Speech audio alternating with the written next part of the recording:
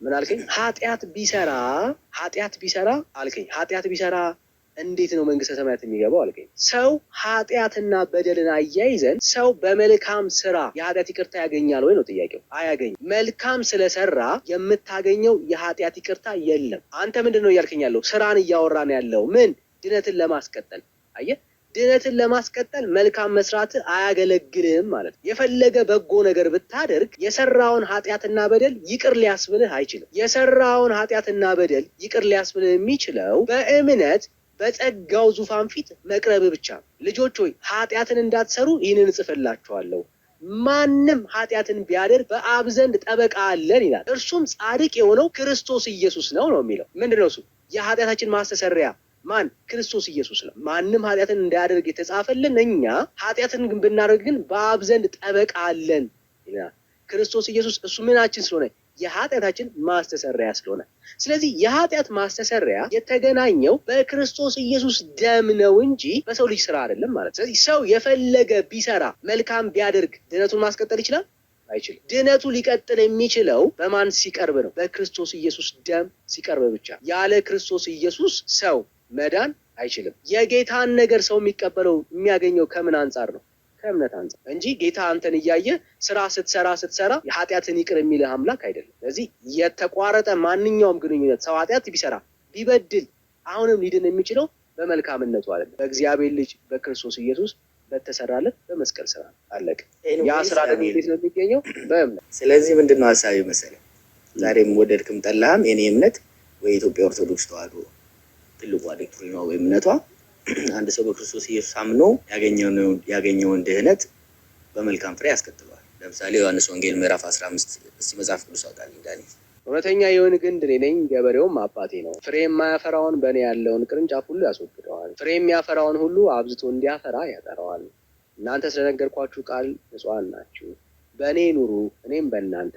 ቅርንጫፉም በወይን ግንድ ባይኖር ከራሱ ፍሬ ሊያፈራ እንደማይቻለው እንዲሁ እናንተ ደግሞ በእኔ ባትኖሩ አትችሉም። እኔ የወይን ግንድ ነኝ፣ እናንተም ቅርንጫፎቼ ናችሁ። ያለ እኔ ምንም ልታደርጉ አትችሉምና በእኔ የሚኖር እኔም በእርሱ እርሱም ብዙ ፍሬ ያፈራል ይላል።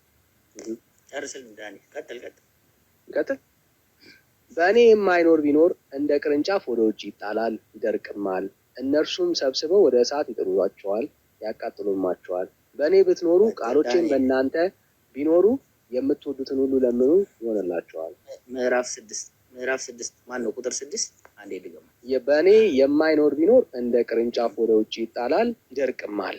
እነርሱም ሰብስበው ወደ እሳት ይጥሏቸዋል፣ ያቃጥሉማቸዋል።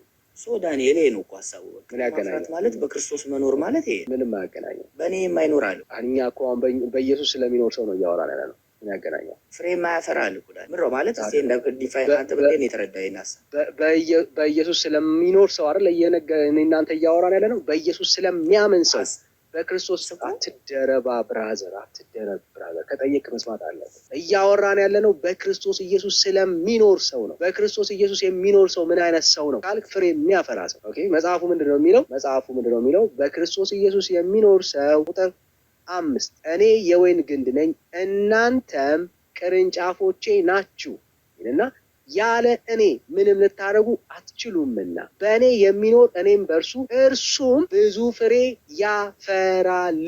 በማን? በኢየሱስ አለቀ። ስለዚህ አሁን የምናወራው መንፈሳዊ ህይወት ቁጥር 2 ምንድን ነው የሚለው? ቁጥር 2 እኔ እኮ አንዳንዴ መጽሐፍ ቅዱስን የምትረዱበት አንግል ግን በጣም በእውነት አይዞ ብራችሁ። ቁጥር 2 ምንድን ነው የሚለው? ፍሬ የማያፈራውን በእኔ ያለውን ቅርንጫፍ ሁሉ ያስወግደዋል። በቃ ካደ በእኔ ያለውን ፍሬ ግን የማያፈራው ነው። አንተ በክርስቶስ ኢየሱስ ታምናለህ፣ በሱ ነው ያለኸው። ፍሬ ካላፈራ ግን ትወገዳለህ ነው። ሌላ ኮዝ ላስረዳ። አሁን ረጋ በል። ኦኬ፣ አሁን ምንድን ነው እያለ ያለው? በደንብ ሰው ምዕራፍ 2 ማነው? ቁጥር 2 ሙሉ እኮ ነው። ሀሳቡን ነው የምናወራው። ሀሳቡ ሙሉ ነው። ቁጥር 2 ምንድን ነው የሚለው? ሀሳቡ ቁጥር 2 ላይ ብቻ ይቆማል ወይ? አይቆምም። ቁጥር 2ን ዲፋይን አድርግልኝ አልኩ። በጣም ጥሩ። እሺ፣ ከቁጥር 2 ጀምሬ ዲፋይን አድርግልኝ። ከአንድም ጀምር፣ ችግር የለውም።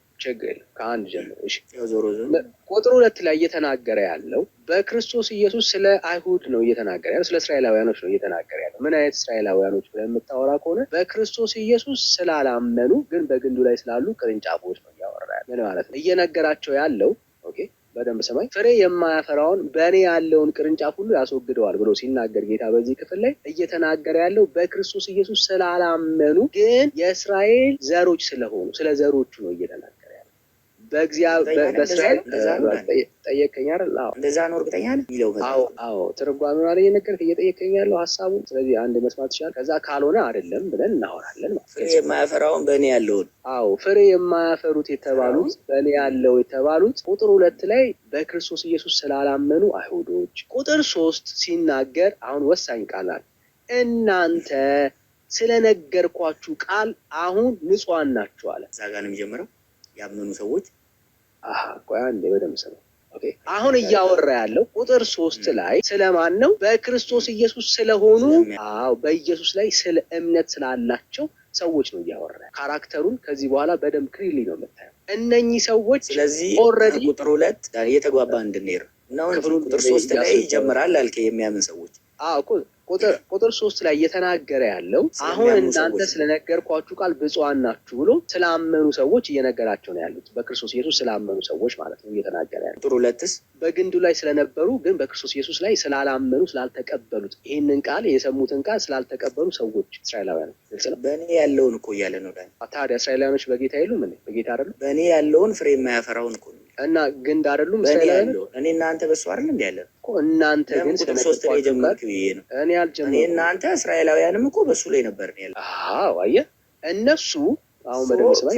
ኤክስፕሌን እንዳደረግልህ ከጠየቀኝ ኤክስፕሌን እንዳደረግልህ በደንብ ሰማኝ። አሁን በደንብ ሰማኝ። ወሳኝ ጥያቄ ሰጠኝ። አሁን የተሳሳተ መረዳት 2 ደቂቃ አስጠኝ። 2 ደቂቃ ቀጥል።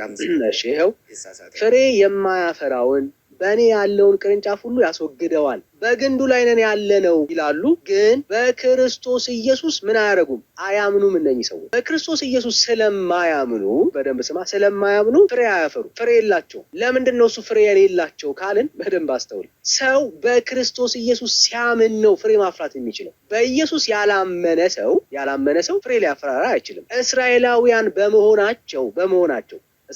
በመሆናቸው በክርስቶስ ኢየሱስ ካላመኑ ይቆረጣሉ፣ ይደርቃሉ፣ ይጣላሉ። በኢየሱስ ክርስቶስ የሆነ ግን ማንም ሰው ፍሬ የሚፈራው በክርስቶስ ኢየሱስ አማካኝነት ስለሆነ ፍሬን ያፈራል። ይህንን ከዚሁ ክፍል ላይ ላሳየን ጠቅጠቅ አድርጌ። ይኸው እናንተ ግን ይላል። አሁን በደንብ ስማ። እናንተ ይቆረጣሉ አሉ። አሁን ግን ስለሚያወራቸው ሰዎች እናንተ ግን ስለነገርኳችሁ ቃል አሁን ንጹሐን ናችሁ አለና በእኔ ኑሩ። በማን? በእኔ። እኔም በእናንተ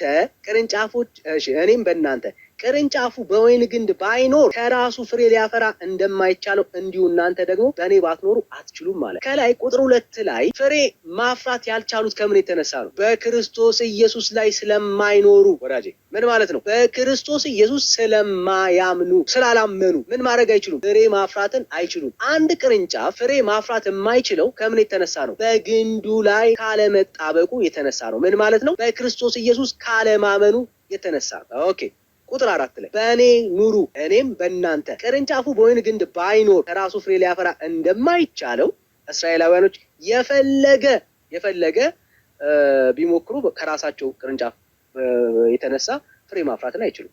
ለምን? በኢየሱስ ላይ ስለሌሉ። ቁጥር 5 ላይ እኔ የወይን ግንድ ነኝ እናንተም ቅርንጫፎቼ ናችሁ ይልና ያለ እኔ ምንም ልታረጉ አትችሉምና በእኔ የሚኖር እኔም በእርሱ ብዙ ፍሬ ያፈራል። በማን?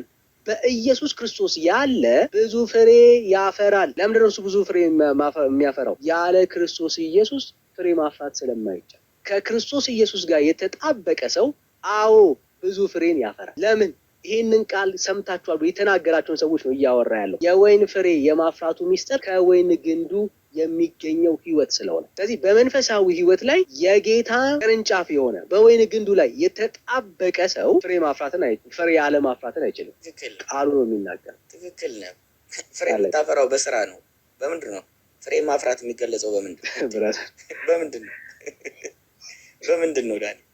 ምንድን ነው እሱ ያልከውን ገብቷል? ፍሬ ማፍራት የሚገለጸው በምንድን ነው? በስራ ነው አይደል? ፍሬ የምታፈራው በስራ ነው። ስራ በመስራት ነው ፍሬ የምታፈራው ነው። አላለም። አሳየኝ እንደሱ የሚል ምንድን ነው ጋር ሀሳብ አሳየኝ። ምንድን ነው ሳይሆን ያልከውን ነገር አሳየኝ። አንተ ሀሳብ ምንድን ነው ያልከውን? እሱ የአንተ ሀሳብ ስለሆነ የአንተን ሀሳብ ማብራራት አይጠበቅብኝም። አንተ አሳየኝ ያልከው። ነገርኩ እኮ ላመኑ ሰዎች እኮ ያዕቆብ ላይ እኮ ወስዶ ነበር። ያዕቆብ ላይ አሁን ዮሐንስ ወንጌል ምዕራፍ 15 ላይ እያወራ ነው ያለው። ዮሐንስ ወንጌል ምዕራፍ 15 ላይ ፍሬ የምታፈሩት በስራ ነው የሚል አሳየኝ። ትክክል ነው እኮ ዳንኤል። ይኸውልህ አሁን ረጅም ወስደ ነበር። በቃ የለም ካለ አሳየኝ። ይኸው ካለ አሳየኝ። አሁን የተሳሳተ መረጃ እኮ የተሳሳተ ከሆነ አስተካክለው።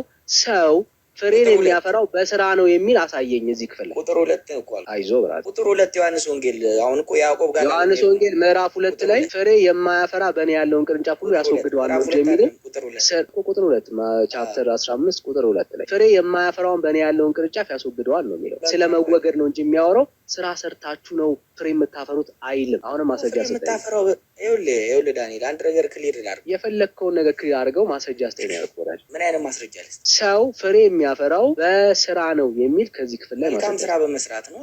ከዚህ ክፍል ላይ አሳየኝ። ቁጥር ስንት ላይ እየጠበቅኩ ነው እያወራኩ ነው። የማቴዎስ ወንጌል ምዕራፍ 25 ላይ ብራዘር አሁን ዮሐንስ ወንጌል ምዕራፍ 15 ነው እያወራ ያለው። ከጥቅስ ወደ ጥቅስ ዮሐንስ ወንጌል ምዕራፍ 15 ላይ የጠቀስከው ክፍል ላይ ፍሬ የሚያፈሩት የተባሉት የሚቆረጡት ስራ ባለመስራታቸው ነው የሚል አሳየኝ ነው እያልኩኝ ያለው እኮ። መልካም ፍሬ ደግሞ በስራ እንደሆነ ልነግርህ ነው እኮ ነው የምልህ እንጂ ዮሐንስ ወንጌል ምዕራፍ 15 ላይ የለም። እሱማ አሳየው። እሺ አላሳየኝ እንድትዋሽ እድል አልሰጠም። አላሳየኝ። ስራ ሰርተው ነው የሚድኑት የሚል አሳየኝ። የፍሬ የሚያፈሩት የሚል አሳየኝ። ዞሮ መልካም ፍሬ የሚገለጸው በስራ ነው። ብራዘር አይዞ ብራዘር ዳጊ። እሺ ሀሳብ መቀጠል ትችላለህ። እሺ ምንድን ነው ለሌሎችም ግንዛቤ እንትን ለማለት ያው አዲስ ነገር የለም። ሁላችሁም በተደጋጋሚ ለረጅም ዓመት ያገለግላችሁበት ሀሳብ ነው። የዳጊ መገለጥ እንዳይመስላቸው። ኦልሬዲ ቅድም እንዲያውም መጽሐፉን ሀሳቡን ነካሁና ስላላሳየኸው ነው። እኔ በምን አምናለሁ አንዳንድ ጎልያዶችን እነዚህ ብቅ ጥልቅ እያሉ ህዝቡን የሚያሸብሩ ወደ ስህተት የሚመሩ ትምህርቶችን በራሳቸው ጎራዴዎች ማረድ የተሻለ ይሆናል። ምክንያቱም የራስህ ይመስላቸዋል፣ የራስህ ቴክኒክ ይመስላቸዋል፣ የራስህ አስተምሮ የወንጌላውያን ሀሳብ እንጂ የቤተክርስቲያናቸው አይመስላቸውም። እና ገላግሌው ምንድን ነው? ቤተክርስቲያን እኮ እንደዚህ ነው የምታምነው፣ አንተ ደግሞ በስራ ነው የሚዳነው፣ ስራ ማስቀጠል በስራ መቀጠል አለበት እምነት ትላለህ። አይ ቤተክርስቲያን ደግሞ እንዲህ ነው ብለህ ስታሳየው ነው ከቤተክርስቲያኑ ጋር ስታላትመው ያን ጊዜ ነው የሚገባው። በቃ ቸርችም እንዲህ ብላለች እንዴ? ምን ነው ሳትነግረኝ? መጽሐፏ ላይ እንደዚህ ጽፋለች እንዴ? በጽድቅ ብቻ በክርስቶስ ብቻ ማነው በእምነት ብቻ ብላለች እንዴ የሚለውን ነገር በራሱ መረጃ ስትሰጠው አንዳንድ ጊዜ እንደዚህ አዝግ የሆኑ እንትኖች ቶፒኮች ቶሎ መፍትሄ ያገኛሉ። በአጭሩ ወንድማችን በስራ ስትል ነበር። በየቱኛው ስራ? በ613ቱ ህግጋት ነው። እሱን አታውቀውም። ሁሌም እንደምንለው እንኳን ልትሰራው አታውቀውም ብራዘር። እሺ ስራ በቃ በስራ ነው ብትባል አታውቀውም። አንደኛ። ሁለተኛ ነገር ደግሞ መጽሐፋችሁ ላይ የጸሎት መጽሐፍ ለሶስተኛ ጊዜ የታተመው የጸሎት መጽሐፍ አለ። ሁልጊዜም እንደምናሳየው ቅድም የሃይማኖት የመልካም ስራ ትርጓሜው ይህ ነው ብላ ቤተክርስቲያን አስቀምጣለች። ሃይማኖት ለመጽደቂያ፣ መልካም ስራ የሃይማኖት መግለጫ ነው ብላ 4 ነጥብ አስቀምጣለች። ቅር ካለህ እኛን አይደለም ማናገር ያለብን። ሄደ ቤተክርስቲያን ከየት አመጣሽው እንደዚህ የሚል ነገር እኔ እዛ ሄጄ ብቻ የሚባል ነገር የለም እያልኩ ፋይት አደርጋለሁ። እናንተ ደግሞ እዚህ መጽሐፋችን ላይ እንደዚህ ጽፋችኋል፣ ለምን ግልጽ አታረጉልንም? በስራ ነው አላላችሁንም እንዴ ስትላት አይ ብላ እንደዚህ ብላ ታነብልሃለች።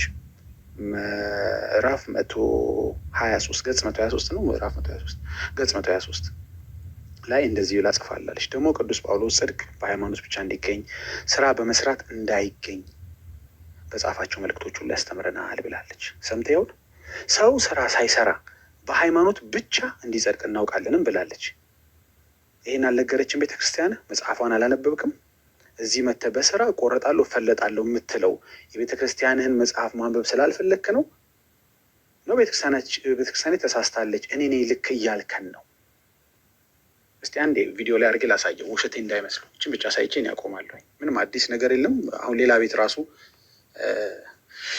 ስናሳይ ስንናገር ነበር። እንቀጥላለን። እናንተ ካልደከማችሁ እኛም ወንጌል መስበክ አይደክመንም። ይሄ ነው ሀሳቡ። ብሩኬ ጋም አለ፣ ሁላችሁም ጋር ያለ መጽሐፍ ነው። ከታች ነህ ወንድማችን እያየኸው፣ እሺ ይህን መጽሐፍ ፈልገውና ሄደህ አባቶችን ጠይቃቸው ምን እየተከናወነ ነው በላቸው። አየኸው በደንብ ፎቶ አነሳው ጎበዝ። እሺ ከዛ በኋላ ሂድና ገጽ 123 ላይ ሄደህ ይህን ታገኘዋለህ። ይኸውልህ እዚህ ጋር የጽድቅ መንገድ የሚለው አሁን የጽድቅ መንገድ አለ የጠፋብህ። ካመንክ በኋላ በስራ አስቀጥላለሁ አይደል የምትለው?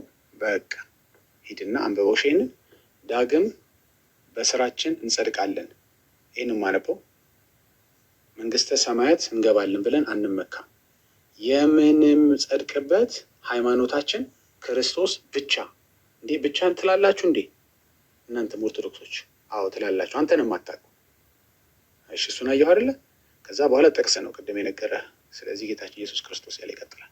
ይሄኛውን አንበውና ልጨርስ። ደግሞ ቅዱስ ጳውሎስ ጽድቅ በሃይማኖት ብቻ እንዲገኝ ስራ በመስራት እንዳይገኝ ነው። ይኸው አየኸው በጻፋቸው መልእክቶች ሁሉ ያስተምረናል። ሰው ስራ ሳይሰራ በሃይማኖት ብቻ፣ ቅድም ክርስቶስ ብቻ ነነበብ ካለ እዚህ ጋር፣ አሁን ደግሞ በሃይማኖት ብቻ ሰው ስራ ሳይሰራ በሃይማኖት ብቻ እንዲጸድቅ እናውቃለን። አንተ ደግሞ መተህ በስራ እያልክ ነው። መጀመሪያ የታውቀውና ለስራ የምትለውን ስራ እኮ እውቀቱ የለህም። እንኳን 613ቱን 13ቱን አታውቃቸው።